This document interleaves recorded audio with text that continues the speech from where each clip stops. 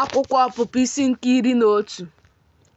Jehova wee sị Mosis, otu ihe otiti fọdụrụ m ga-eme ka ọ bịa n'ahụ Fero na n'ahụ ndị Ijipt. Emesịa, ọ ga-esi n'ebe a zipụ unu. Mgbe ọ na-ezipụzu unu niile, ọ ghaghị ịchụpụ unu n'ebe a.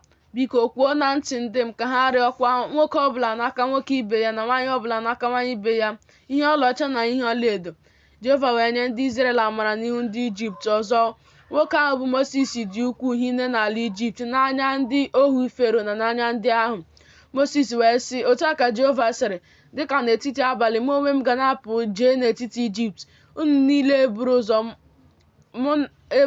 ụzọ n'ala Ijipt unu niile eburu ụzọ mụọ n'ala Ijipt ga-anwụkwa, site na nwa eburu ụzọ mụọrọ Fero nke nọkwasịrị n'oche eze ya wee ruo nwa o buru ụzọ mụọ, bụ nwaanyị na-eje ozi nke nọ n'azụ nkume igwe nri, na ụmụ niile na anụmanụ eburu ụzọ mụọ.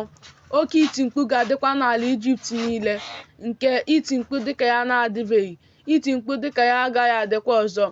Ma imegide ụmụ Izrel niile, nkịta agaghị aragharị ire ya, imegide mmadụ maọbụ anụmanụ, ka unu wee mara na Jehova na-akpa oke n'etiti ndị Ijipt na Izrel.